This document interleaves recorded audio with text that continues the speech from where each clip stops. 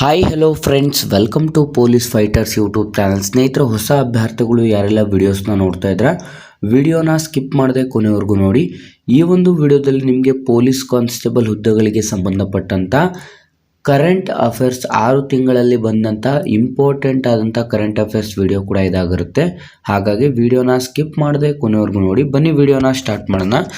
ಮೊದಲನೇ ಪ್ರಶ್ನೆಯನ್ನು ನೋಡ್ತಾ ಹೋಗೋದಾದ್ರೆ, ಇತ್ತೀಚೆಗೆ ಯಾವ ನಗರದ ಹೆಸರನ್ನು ಬದಲಾಯಿಸಿ ಅಬುರಾಜ್ ಎಂದು ಇಡಲಾಯಿತು? ಸ್ನೇಹಿತರೆ, ಇತ್ತೀಚೆಗೆ ಈ ಕೆಳಕಂಡ ಯಾವ ಒಂದು ರಾಜ್ಯದ ಹೆಸರನ್ನು ಬದಲಾಯಿಸಿ ಅಬುರಾಜ್ ಎಂದು ನಾಮಕರಣ ಮಾಡಲಾಗಿದೆ ಅಂತ ನೋಡೋದಾದ್ರೆ ಸರಿಯಾದಂಥ ಉತ್ತರ Mount Abu. Option A Mount Abu.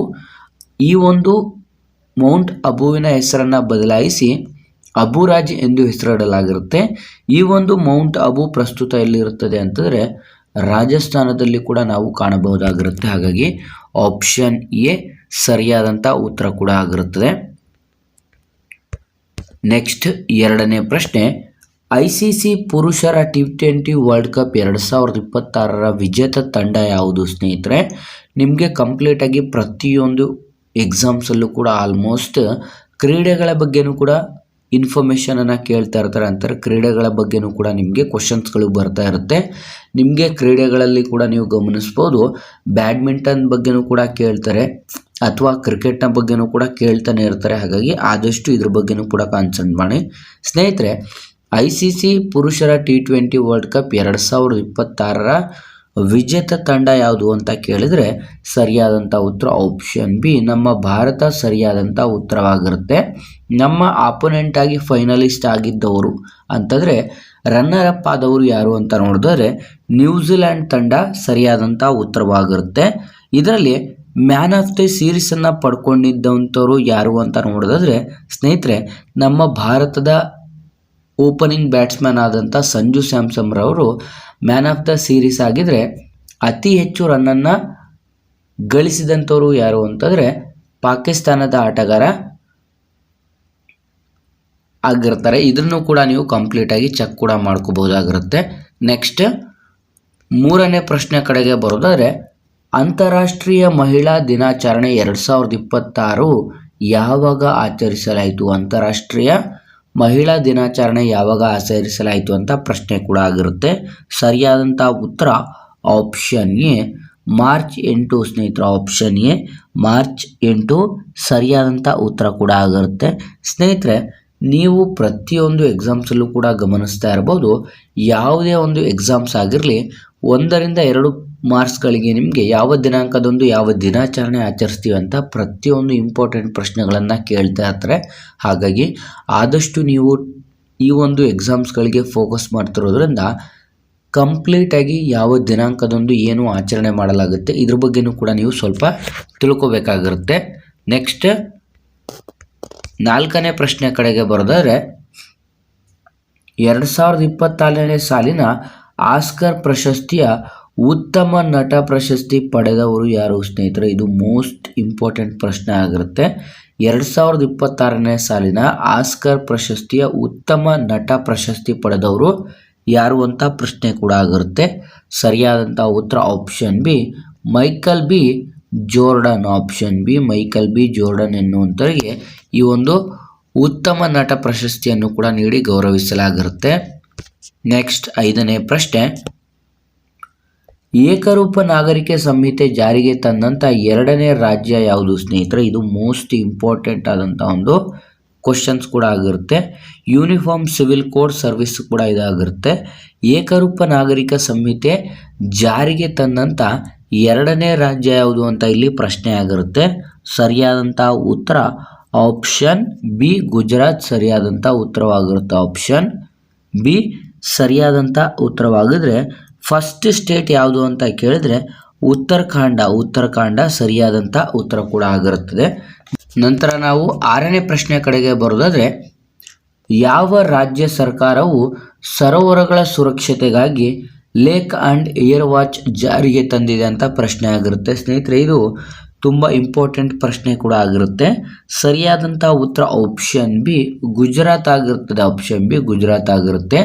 ಈ ಒಂದು ಲೇಕ್ ಆ್ಯಂಡ್ ಏರ್ ವಾಚ್ ಎನ್ನುವಂಥದ್ದು ಕಂಪ್ಲೀಟಾಗಿ ಗುಜರಾತ್ ರಾಜ್ಯ ಜಾರಿಗೆ ತಂದಂಥ ಒಂದು ಸರೋವರಗಳ ಸುರಕ್ಷತೆಗಾಗಿ ಬಂದಿರುವಂಥ ಒಂದು ಯೋಜನೆ ಕೂಡ ಇದಾಗಿರುತ್ತೆ. ನೆಕ್ಸ್ಟ್ 7ನೇ ಪ್ರಶ್ನೆ, ಯಾವ ರಾಜ್ಯ ಸರ್ಕಾರವು 16 ವರ್ಷದೊಳಗಿನ ಮಕ್ಕಳಿಗೆ ಸೋಷಿಯಲ್ ಮೀಡಿಯಾ ಬ್ಯಾನ್ ಮಾಡಿತು ಅಂತ ಇಲ್ಲಿ ಪ್ರಶ್ನೆ ಕೇಳಲಾಗಿರುತ್ತೆ. ಇದು ಮೋಸ್ಟ್ ಇಂಪಾರ್ಟೆಂಟ್ ಪ್ರಶ್ನೆ ಕೂಡ ಆಗಿರುತ್ತೆ. ಯಾವ ರಾಜ್ಯ ಸರ್ಕಾರವು 16 ವರ್ಷದ ಒಳಗಿನ ಮಕ್ಕಳಿಗೆ ಸೋಷಿಯಲ್ ಮೀಡಿಯಾವನ್ನು ಬ್ಯಾನ್ ಮಾಡಿದೆ ಅಂತ ಇಲ್ಲಿ ಪ್ರಶ್ನೆ ಆಗಿರುತ್ತೆ. ಸರಿಯಾದಂಥ ಉತ್ತರ ಆಪ್ಷನ್ ಎ, ನಮ್ಮ ಕರ್ನಾಟಕ ಸರ್ಕಾರ. ಆಪ್ಷನ್ ಎ, ಕರ್ನಾಟಕ ಸರ್ಕಾರ ಇದಕ್ಕೆ ಸರಿಯಾದಂಥ ಉತ್ತರ ಕೂಡ ಆಗಿರುತ್ತದೆ.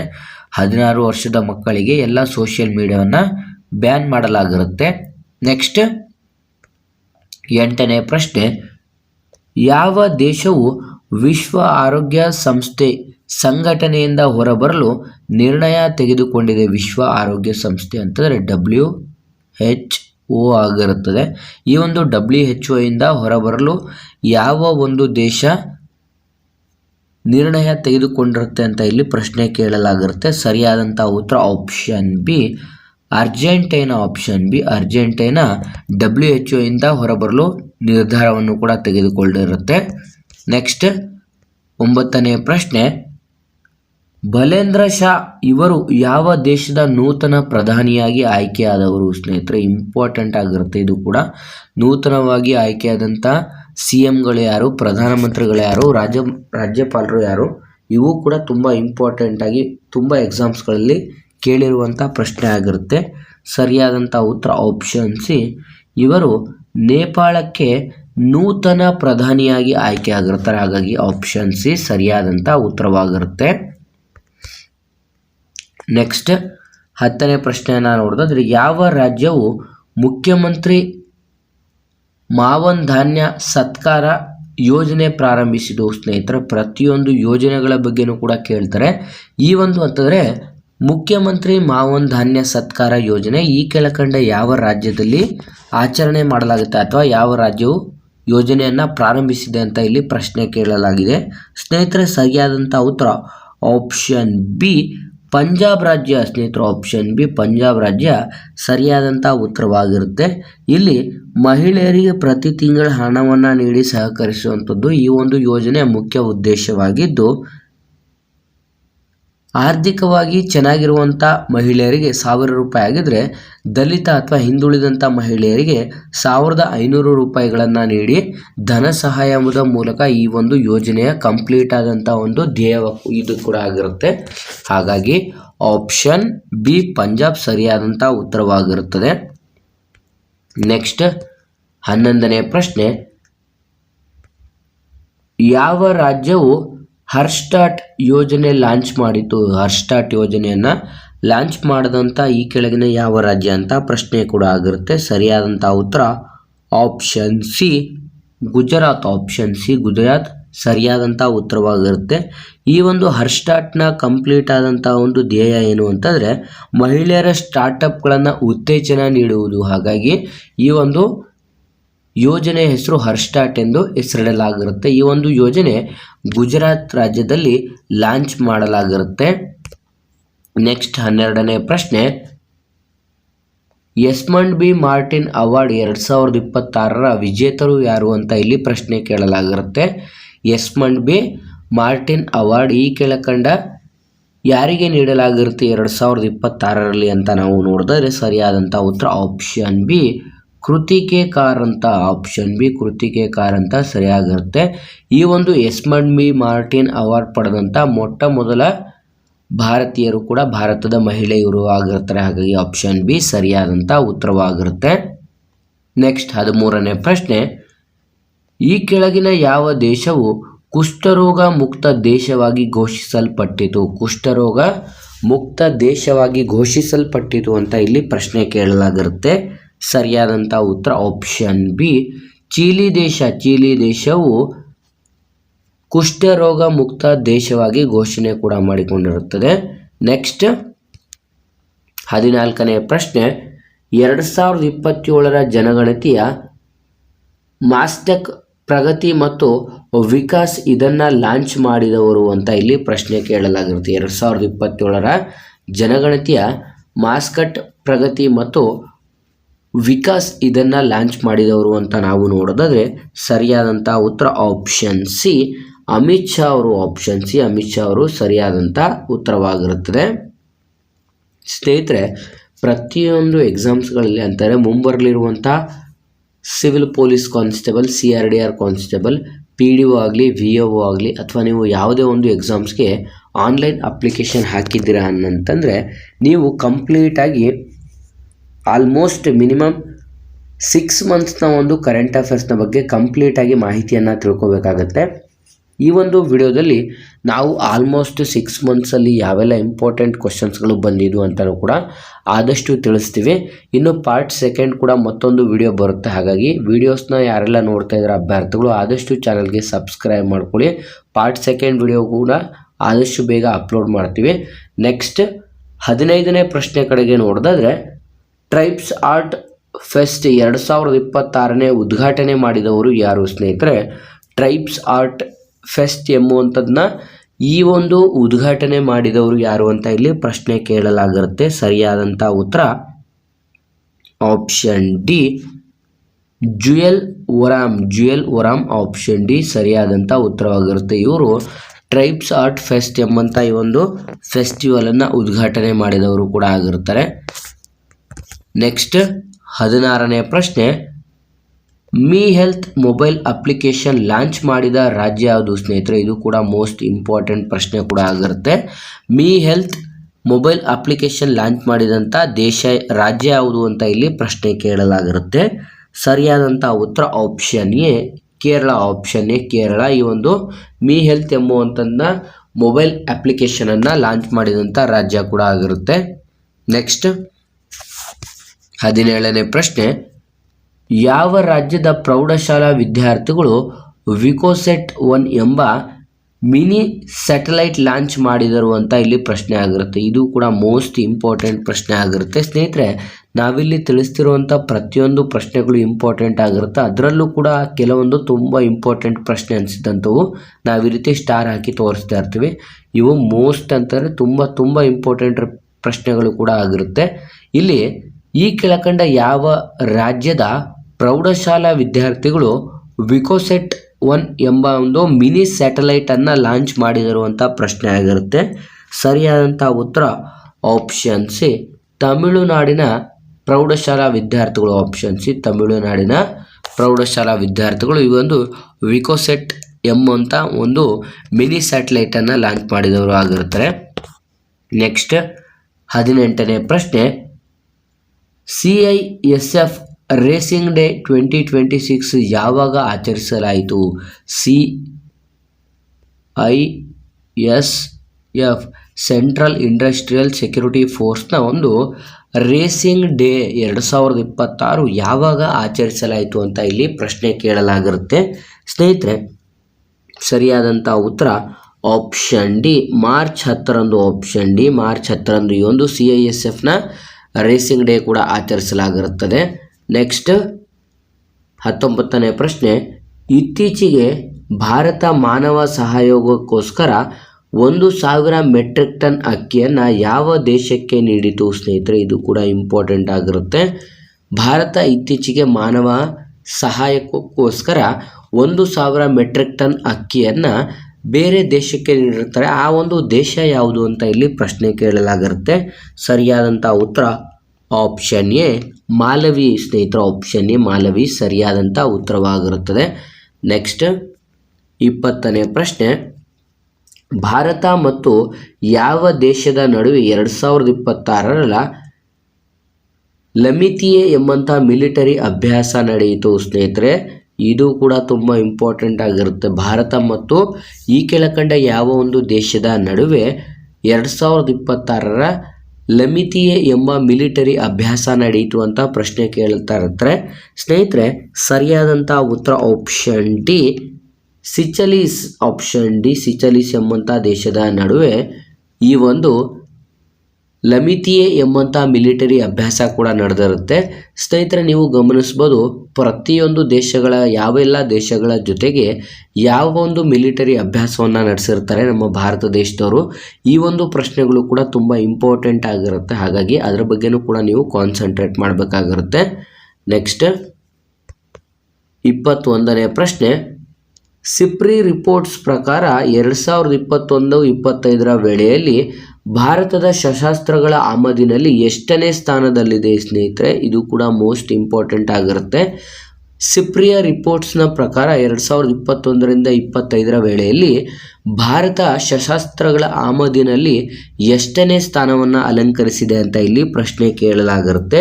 ಸರಿಯಾದಂಥ ಉತ್ತರ ಆಪ್ಷನ್ ಬಿ 2ನೇ ಸ್ಥಾನ ಸ್ನೇಹಿತರು. ಆಪ್ಷನ್ ಬಿ, ನಮ್ಮ ಭಾರತ ದೇಶ ಈ ಒಂದು ಶಸ್ತ್ರಾಸ್ತ್ರಗಳ ಆಮದಿನಲ್ಲಿ 2ನೇ ಸ್ಥಾನವನ್ನು ಅಲಂಕರಿಸಿರುತ್ತದೆ. ನೆಕ್ಸ್ಟ್ 22ನೇ ಪ್ರಶ್ನೆ, say no to proxy sarpanch campaign launch ಮಾಡಿದ ಸಚಿವಾಲಯ ಯಾವುದು ಸ್ನೇಹಿತರೆ? ಸೇ ನೋ ಟು ಪ್ರಾಕ್ಸಿ ಎಂಬಂಥ ಈ ಒಂದು ಸರ್ಪಂಚ್ ಕ್ಯಾಂಪೇನನ್ನು ಲಾಂಚ್ ಮಾಡಿದಂಥ ಸಚಿವಾಲಯ ಯಾವುದು ಅಂತ ಇಲ್ಲಿ ಪ್ರಶ್ನೆ ಕೇಳಲಾಗಿರುತ್ತೆ. ಇದು ಕೂಡ ಇಂಪಾರ್ಟೆಂಟ್ ಪ್ರಶ್ನೆ ಆಗಿರುತ್ತೆ. ಸರಿಯಾದಂಥ ಉತ್ತರ ಆಪ್ಷನ್ ಸಿ, ಪಂಚಾಯತ್ ರಾಜ್ ಸಚಿವಾಲಯ. ಪಂಚಾಯತ್ ರಾಜ್ ಸಚಿವಾಲಯ ಆಪ್ಷನ್ ಸಿ ಸರಿಯಾಗಿರುತ್ತೆ. ಪಂಚಾಯತ್ ರಾಜ್ ಸಚಿವಾಲಯದಿಂದ ಈ ಒಂದು say no to proxy sarpanch campaign ಅನ್ನು ಲಾಂಚ್ ಕೂಡ ಮಾಡಲಾಗಿರುತ್ತೆ. ಹಾಗಾಗಿ ಆಪ್ಷನ್ ಸಿ ಸರಿಯಾದಂಥ ಉತ್ತರವಾಗಿರುತ್ತೆ.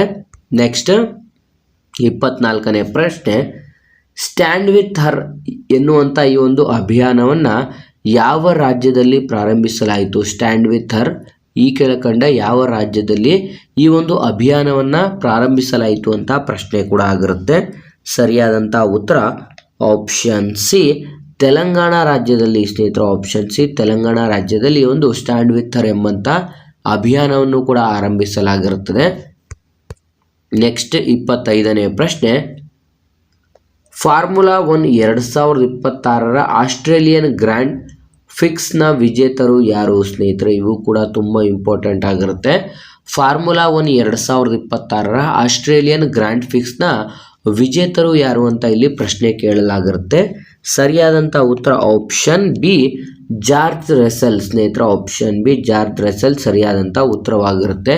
ಸ್ನೇಹಿತರೆ, ನೀವು ಕಂಪ್ಲೀಟಾಗಿ ನಮ್ಮ ಒಂದು ಸ್ಪೋರ್ಟ್ಸ್ಗಳ ಬಗ್ಗೆ ನೀವು ಕಾನ್ಸಂಟ್ರೇಟ್ ಮಾಡಬೇಕಾಗುತ್ತೆ. ಅದರಲ್ಲೂ ಕೂಡ ಕ್ರಿಕೆಟ್, ಕಬಡ್ಡಿ ಮತ್ತು ನೀವು ಕಂಪ್ಲೀಟಾಗಿ ಈ ಒಂದು ಬ್ಯಾಡ್ಮಿಂಟನ್ನ ಟೂರ್ನಮೆಂಟ್ಸ್ಗಳ ಬಗ್ಗೆ ಕಂಪ್ಲೀಟಾಗಿ ಮಾಹಿತಿಯನ್ನು ತಿಳ್ಕೊಬೇಕಾಗಿರುತ್ತೆ.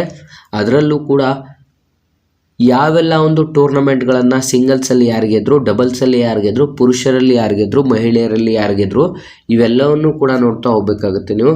French tournament, French tennis tournament, Australian tennis tournaments, Wimbledon tennis tournaments, ಇವೆಲ್ಲವನ್ನು ಕೂಡ ಯಾರ್ಯಾರು ಗೆಲ್ತಾ ಇರ್ತಾರೆ, ಸಿಂಗಲ್ಸಲ್ಲಿ ಯಾರು, ಪುರುಷರಲ್ಲಿ, ಸಿಂಗಲ್ಸಲ್ಲಿ ಮಹಿಳೆಯರಲ್ಲಿ ಯಾರು, ಡಬಲ್ಸಲ್ಲಿ ಪುರುಷರಲ್ಲಿ ಯಾರು, ಡಬಲ್ಸಲ್ಲಿ ಮಹಿಳೆಯರಲ್ಲಿ ಯಾರು, ಇವೆಲ್ಲವೂ ಕೂಡ ನೀವು ನೋಡ್ತಾ ಹೋದರೆ ಯಾವುದೇ ಒಂದು ಮ್ಯಾಚ್ ದ ಫಾಲೋವಿಂಗಲ್ಲೂ ಕೂಡ ಈ ಒಂದು ಪ್ರಶ್ನೆಗಳನ್ನು ಕೇಳ್ತಾ ಇರ್ತಾರೆ. ಪ್ರೀವಿಯಸ್ನ KEA ಎಕ್ಸಾಮ್ಸಲ್ಲೂ ಕೂಡ ಆಲ್ಮೋಸ್ಟ್ ನಿಮಗೆ ಗೊತ್ತಿರಬೇಕು ಈ ಒಂದು ಟೆನ್ನಿಸ್ ಟೂರ್ನಮೆಂಟ್ಸ್ಗಳನ್ನು ವಿಜೇತರಾಗಿದ್ದವರು ಯಾರು, ಇದ್ರ ಬಗ್ಗೆ ಕಂಪ್ಲೀಟಾಗಿ ಮ್ಯಾಚ್ ದ ಫಾಲೋಯಿಂಗಲ್ಲಿ ಈ ಒಂದು ಕ್ವಶನ್ಸ್ಗಳನ್ನು ಕೂಡ ಕೇಳಿದರು. ಹಾಗಾಗಿ ಅದರ ಬಗ್ಗೆನೂ ಕೂಡ ಒಂದ್ಸಲ ಚೆಕ್ ಮಾಡ್ಕೊಳ್ಳಿ. ನೆಕ್ಸ್ಟ್ 26ನೇ ಪ್ರಶ್ನೆ, ಯಾವ ರಾಜ್ಯದಲ್ಲಿ ಮುಖ್ಯಮಂತ್ರಿ ಕೃಷಿ ವಿಸ್ತಾರ ಯೋಜನೆಯನ್ನು ಪ್ರಾರಂಭಿಸಲಾಯಿತು ಸ್ನೇಹಿತರೆ? ಯಾವ ರಾಜ್ಯದಲ್ಲಿ ಮುಖ್ಯಮಂತ್ರಿ ಕೃಷಿ ವಿಸ್ತಾರ ಯೋಜನೆಯನ್ನು ಪ್ರಾರಂಭಿಸಲಾಯಿತು ಅಂತ ಇಲ್ಲಿ ಪ್ರಶ್ನೆ ಕೂಡ ಕೇಳಲಾಗಿರುತ್ತೆ. ಸರಿಯಾದಂಥ ಉತ್ತರ ಆಪ್ಷನ್ ಎ, ನಮ್ಮ ಕರ್ನಾಟಕ ರಾಜ್ಯದಲ್ಲಿ. ಆಪ್ಷನ್ ಎ, ನಮ್ಮ ಕರ್ನಾಟಕ ರಾಜ್ಯದಲ್ಲಿ ಮುಖ್ಯಮಂತ್ರಿ ಕೃಷಿ ವಿಸ್ತಾರ ಯೋಜನೆಯನ್ನು ಪ್ರಾರಂಭಿಸಲಾಗಿರುತ್ತೆ. ನೆಕ್ಸ್ಟ್ 27ನೇ ಪ್ರಶ್ನೆ, All England Open badminton championship 2026ರ ಪುರುಷರ ಸಿಂಗಲ್ಸ್ ವಿಜೇತರು ಯಾರು ಸ್ನೇಹಿತರೆ? All England Open badminton championship 2026ರ ಪುರುಷರ ಸಿಂಗಲ್ಸ್ನ ವಿಜೇತರು ಯಾರು ಅಂತ ಪ್ರಶ್ನೆ ಆಗಿರುತ್ತೆ ಸ್ನೇಹಿತರೆ. ಇದು ಕೂಡ ತುಂಬ ಇಂಪಾರ್ಟೆಂಟ್ ಆದಂಥ ಪ್ರಶ್ನೆ ಆಗಿರುತ್ತೆ. ಸರಿಯಾದಂಥ ಉತ್ತರ ಆಪ್ಷನ್ ಬಿ, ಲಿನ್ ಚುನ್ ಈ ಸ್ನೇಹಿತರೆ. ಆಪ್ಷನ್ ಬಿ, ಲಿನ್ ಚುನ್ ಈ ಇಲ್ಲಿ ಸರಿಯಾದಂಥ ಉತ್ತರ ಕೂಡ ಆಗಿರುತ್ತದೆ. ನೆಕ್ಸ್ಟ್ 28ನೇ ಪ್ರಶ್ನೆ, ಯಾವ ರಾಜ್ಯದಲ್ಲಿ ಮಾದಕ ವಸ್ತುಗಳ ವಿರುದ್ಧ ಆಪರೇಷನ್ ಜೆರಿಕೋ ರಚಿಸಲಾಯಿತು ಸ್ನೇಹಿತರೆ? ಇದು ಕೂಡ ಇಂಪಾರ್ಟೆಂಟ್ ಪ್ರಶ್ನೆ ಆಗಿರುತ್ತೆ. ಈ ಕೆಳಕಂಡ ಯಾವ ಒಂದು ರಾಜ್ಯದಲ್ಲಿ ಮಾದಕ ವಸ್ತುಗಳ ವಿರುದ್ಧ ಆಪರೇಷನ್ ಜೆರಿಕೋವನ್ನು ರಚಿಸಲಾಯಿತು ಅಂತ ಇಲ್ಲಿ ಪ್ರಶ್ನೆ ಕೇಳಲಾಗಿರುತ್ತೆ ಸ್ನೇಹಿತರೆ. ಸರಿಯಾದಂಥ ಉತ್ತರ ಆಪ್ಷನ್ ಎ, ಮಿಜೋರಾಮಲ್ಲಿ ಸ್ನೇಹಿತರೆ ಆಪ್ಷನ್ ಎ ಮಿಜೋರಾಮಲ್ಲಿ ಸರಿಯಾದಂಥ ಉತ್ತರ ಕೂಡ ಆಗಿರುತ್ತದೆ. ನೆಕ್ಸ್ಟ್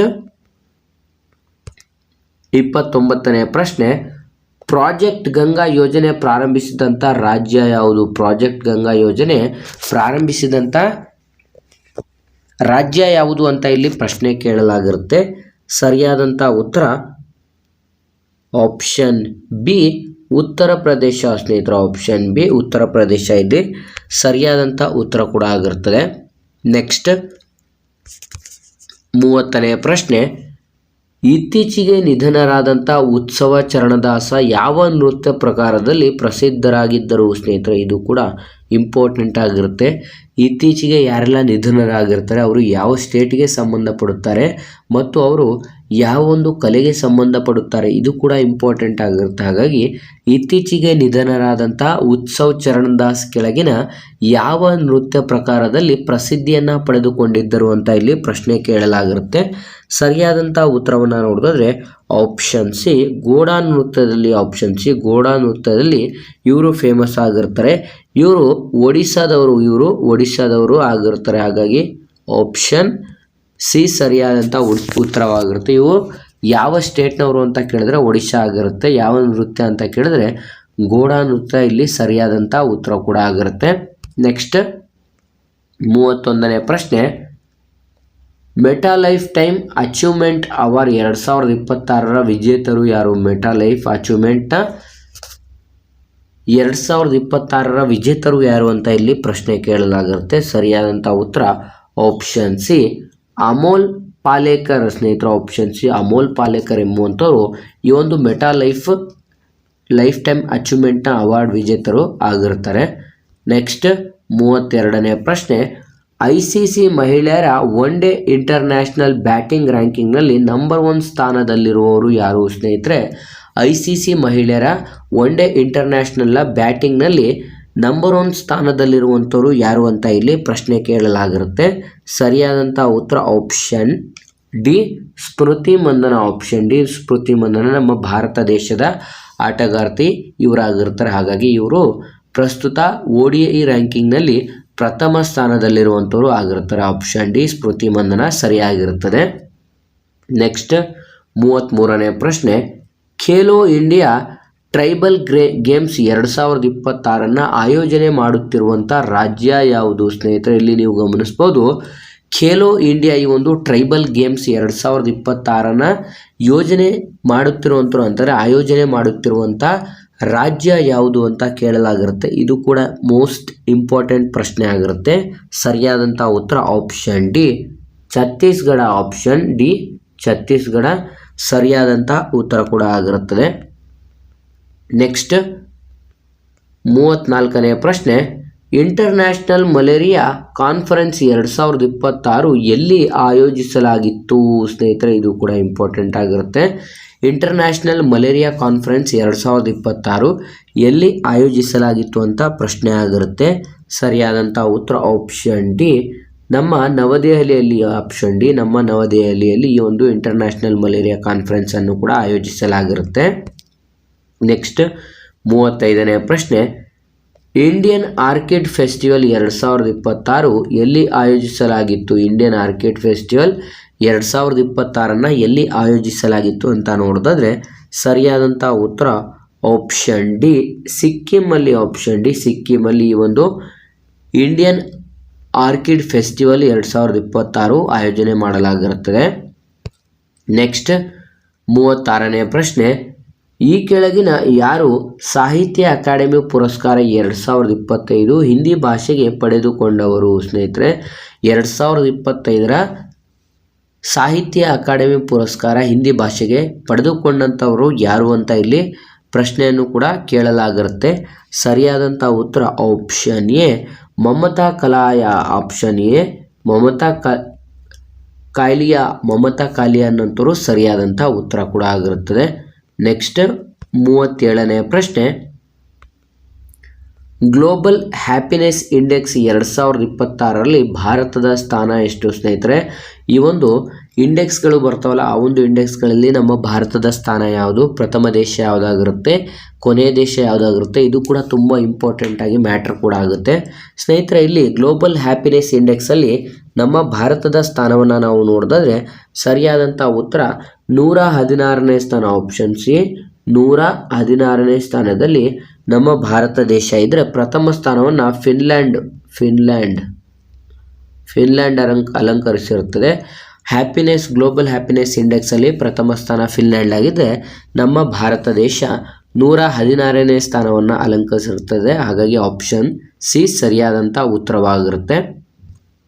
ನೆಕ್ಸ್ಟ್ 38ನೇ ಪ್ರಶ್ನೆ, International Day of Action for Rivers ಯಾವಾಗ ಆಚರಿಸಲಾಯಿತು ಸ್ನೇಹಿತರೆ? International Day of Action for Rivers ಇದು ಯಾವಾಗ ಆಚರಿಸಲಾಯಿತು ಅಂತ ಪ್ರಶ್ನೆ ಕೇಳಲಾಗಿರುತ್ತೆ. ಸರಿಯಾದಂಥ ಉತ್ತರ ಆಪ್ಷನ್ ಬಿ ಮಾರ್ಚ್ 14ರಂದು. ಆಪ್ಷನ್ ಬಿ ಮಾರ್ಚ್ 14ರಂದು ಆಚರಿಸಲಾಗಿರುತ್ತದೆ. ನೆಕ್ಸ್ಟ್ 39ನೇ ಪ್ರಶ್ನೆ, ಇಲ್ಲಿ ನೋಡ್ಬೋದು ನೀವು, ಫೈನಾನ್ಷಿಯಲ್ ಆ್ಯಕ್ಷನ್ ಟಾಸ್ಕ್ ಫೋರ್ಸ್ ಪಟ್ಟಿಗೆ ಹೊಸದಾಗಿ ಸೇರ್ಪಡೆಯಾದಂಥ ದೇಶ ಯಾವುದು?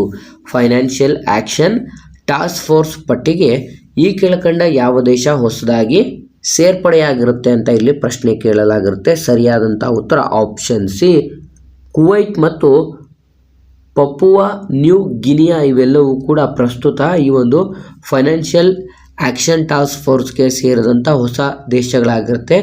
ಕುವೈಟ್ ಮತ್ತು ಪಪುವಾ ನ್ಯೂ ಗಿನಿಯಾ ಸರಿಯಾದಂಥ ಉತ್ತರವಾಗಿರುತ್ತದೆ. ನೆಕ್ಸ್ಟ್ 40ನೇ ಪ್ರಶ್ನೆ, ಮಹಿಳೆಯರ ಸುರಕ್ಷತೆಗಾಗಿ ರೈಲ್ವೆ ಇಲಾಖೆ ಲಾಂಚ್ ಮಾಡಿದಂಥ ಒಂದು ಮೊಬೈಲ್ ಆ್ಯಪ್ ಯಾವುದು ಸ್ನೇಹಿತರೆ?